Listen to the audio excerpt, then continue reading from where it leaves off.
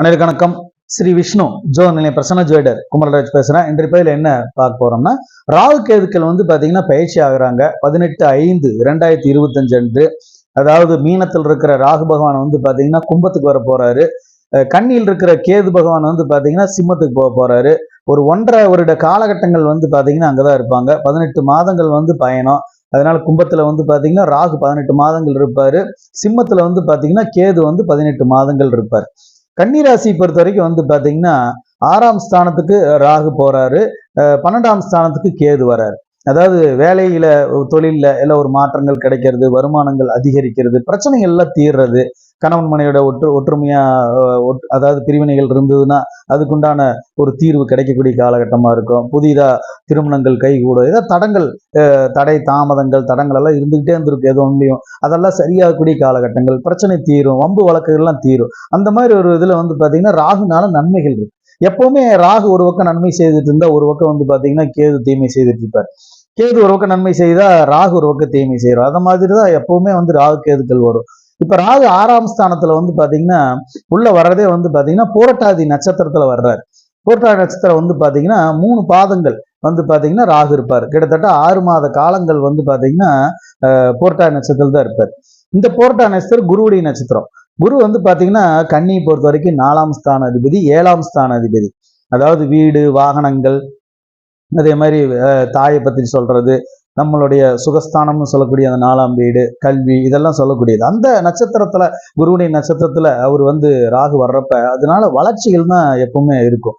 அதாவது பொருளாதாரத்துல மாற்றம், அதாவது வீடு இடங்கள் சம்பந்தப்பட்ட பிரச்சனைகள் தீர்வு, வீடு வாகனங்கள் எல்லாம் வாங்குறது விற்கிறது, அதுல நன்மைகள். அதே மாதிரி கல்வியில பாத்தீங்கன்னா ஒரு உயர்வு, அதுக்கு தேவையான பணங்கள் கிடைக்கிறது, கடன் கிடைக்கிறது.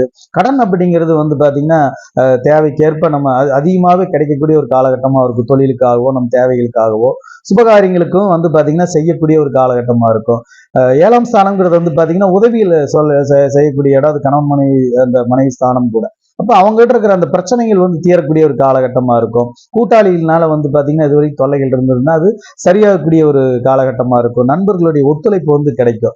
அதாவது பாத்தீங்கன்னா வம்பு வழக்குகள் இருந்துச்சுன்னா அதுக்கு ஒரு தீர்வும் பாத்தீங்கன்னா கிடைக்கக்கூடிய அந்த போராட்டம் எல்லாம் பாத்தீங்கன்னா குறைஞ்சிடும் அப்படிங்கிறது தான். அப்ப ராகு குரு நட்சத்திரம் இருக்க வரைக்கும் நன்மைகள் அதீத அளவுல வளர்ச்சியா தான் இருக்கும். ராகு தன்னுடைய நட்சத்திரத்துக்கு வருவார். இப்போ ஒரு 8 மாத காலகட்டங்கள் இருப்பார். இதுல ஒரு புரட்டாதியில 6 மாத காலங்கள் பயணம். அதுக்கப்புறம் ஒரு 8 மாத காலங்கள் பாத்தீங்கன்னா சதய நட்சத்திரத்துல பயணம் ஆவார். அந்த நட்சத்திரமே பாத்தீங்கன்னா கன்னியை பொறுத்த வரைக்கும் ராகு பாத்தீங்கன்னா புதிய வேலை வாய்ப்பு, புதிய தொழில்கள், நல்ல வருமானங்கள் வர்றது, ஒரு வளர்ச்சியை நோக்கிய பயணம் பாத்தீங்கன்னா இருந்துகிட்டே தான் இருக்கும். புதிய புதிய வேலை வாய்ப்புகள்லாம் கிடைக்கும். சிலருக்கு தொழில் அமையும். அதே மாதிரி திருமண வாய்ப்புகள் கைகூடுறது, நம்ம தேவைகள் பாத்தீங்கன்னா பூர்த்தி ஆகுறது, ஒரு பதவி, ஒரு நம்ம பொறுப்பு பாத்தீங்கன்னா நமக்கு கொடுக்கறதோ, ஒரு பணம் அது வரைக்கும் எதுவுமே தடங்களா இருந்த காரியமெல்லாம் பாத்தீங்கன்னா அதுல செயல்பாட்டுக்கு தான் வரும். கடன் அப்படிங்கிறது பாத்தீங்கன்னா இருந்துகிட்டே தான் இருக்கும். அப்ப வளர்ச்சியை நோக்கி பயணம் இருக்கும். அதுக்கப்புறம் செவ்வாய் நட்சத்திரத்துக்கு வருவார், அவிட்ட நட்சத்திரத்துக்கு வருவார். அதுல ஒரு 4 மாத காலகட்டங்கள் இருப்பார். அப்பதான் ஒரு போராட்டமா இருக்கும். அதுல பாத்தீங்கன்னா செவ்வாய் 3ஆம் அதிபதி, 8ஆம் அதிபதி செவ்வாய் கன்னியை பொறுத்த வரைக்கும். அது செவ்வாய்ங்கிறதுனால எப்பவுமே பாத்தீங்கன்னா சின்ன விபத்து, அதே மாதிரி ஒரு இழப்பீடு இருக்கும். பொருளாதாரத்துல ஒரு இழப்பீடு, விரயங்கள், அறுவை சிகிச்சைகள், நோய் பாத்தீங்கன்னா நோய்த்தன்மை அதிகரிக்கிறது. அதனால மருத்துவ செலவினங்கள் அதிகரிக்கிறது, தேவையில்லாத வம்பு வழக்குகள் பிரச்சனைகள் தோன்றது, பணத்தினால இப்போ கொடுக்கல் வாங்கல்னால சங்கட்டங்கள் வர்றது, இடம் சார்ந்த பிரச்சனைகள் அதிகரிக்கிறது, சகோதரர்களோட பிரச்சனை வர்றது, இதெல்லாம் பாத்தீங்கன்னா அந்த செவ்வாய் நட்சத்திரத்துல ஒரு 4 மாத காலகட்டங்கள் பாத்தீங்கன்னா இந்த பிரச்சனைகள்லாம் இது பிரச்சனையாவே தான் இருக்கு அப்படிங்கிறது. கேது பொறுத்த வரைக்கும் பாத்தீங்கன்னா உத்தர நட்சத்திரத்துல உள்ள வர்றாரு. உத்தர நட்சத்திரம் பாத்தீங்கன்னா ஒரு 2 மாத காலகட்டங்கள் இருப்பார் உத்தரத்துல. உத்தரம் பாத்தீங்கன்னா கன்னியை பொறுத்த வரைக்கும் 12ஆம் அதிபதி சூரியனுடைய நட்சத்திரம். அதுல இருக்கிற வரைக்கும் பாத்தீங்கன்னா விரயங்கள் இருந்துகிட்டே தான் இருக்கும். சுப விரயங்களும் இருக்கும், அசுப விரயங்களும் இருந்துகிட்டே இருக்கும். மருத்துவ செலவுகளும் இருக்கும், அலைச்சல்கள் இருக்கும், பயணங்கள் இருந்துகிட்டே இருக்கும். அதனால செலவினங்கள் பாத்தீங்கன்னா அதிகரிச்சுக்கிட்டே தான் இருக்கும். அப்ப விரயம் அப்படிங்கிறது பாத்தீங்கன்னா இருந்துட்டே இருக்கும். அதனால அரசாங்கத்து சம்பந்தப்பட்ட பிரச்சனைகள் வர்றது, அதிகாரிகள் சம்பந்தப்பட்ட பிரச்சனைகள் சந்திக்கிறது, இதெல்லாம் பாத்தீங்கன்னா வந்துகிட்டே தான் இருக்கும். தகப்பனார் உடல்நிலை சரியில்லாம போறது, இதெல்லாம் இருக்கும். உத்தர நட்சத்திரத்துல பாத்தீங்கன்னா போர் நட்சத்திரத்துக்கு போறாரு. போர் நட்சத்திரத்துல பாத்தீங்கன்னா ஒரு 8 மாத காலகட்டங்கள் கேது இருப்பார். அந்த போர் நட்சத்திரத்துல இருக்கிறப்ப பண விஷயங்களுக்கு பாத்தீங்கன்னா எல்லாம் சரி செய்யக்கூடிய ஒரு காலகட்டமா இருக்கும். அதாவது பிரச்சனைகள் எல்லாம் தீரக்கூடிய ஒரு காலகட்டமா இருக்கும். ஒழுங்குபடுத்துறதா இருக்கும் அந்த நேரம். ஏன்னா சுக்கிரன் வந்து பாத்தீங்கன்னா கன்னியினுடைய பாக்கியாதிபதி, 2ஆம் அதிபதி பாக்கியாதிபதியா இருக்காரு. அதனால குடும்ப பிரச்சனைகளையும் சுமூகத்துக்கு கொண்டு வர்றது, அதே மாதிரி பணம் பொருளாதாரத்திலேயோ ஒரு இட சம்பந்தப்பட்ட பிரச்சனையோ வீடு சம்பந்தப்பட்ட பிரச்சனைகளோ அந்த மாதிரி பிரச்சனைகள் எல்லாம் சுமூகமா கொண்டு வரக்கூடிய ஒரு காலகட்டமா வந்து பாத்தீங்கன்னா இருக்கு. அதனால குடுக்கல் வாங்கல் பிரச்சனையை சரி செய்யறது, தொழிலையோ வேலையிலயோ வந்து பாத்தீங்கன்னா அதை சரி செய்யக்கூட ஒரு ஒரு காலகட்டமா இருக்கும். அதனால அந்த கேது வந்து பாத்தீங்கன்னா பூர நட்சத்திரம் இருக்கிற ஒரு 8 மாத காலகட்டமே வந்து பாத்தீங்கன்னா அவங்கள வந்து சரி செய்யக்கூடிய ஒரு காலகட்டமா தான் இருக்கு அப்படிங்கிறது. அதனால பணத்துல வந்து பாத்தீங்கன்னா ஒரு வளர்ச்சி இருந்தாலோ ஒரு ஒரு அந்த நேரத்துல ஒரு பொறுமையும் நிதானம் வந்து பாத்தீங்கன்னா கிடைக்கும். அப்புறம் மகம் நட்சத்திரத்துல வருவார். அதுல ஒரு 8 மாத காலகட்டங்கள் இருப்பார்.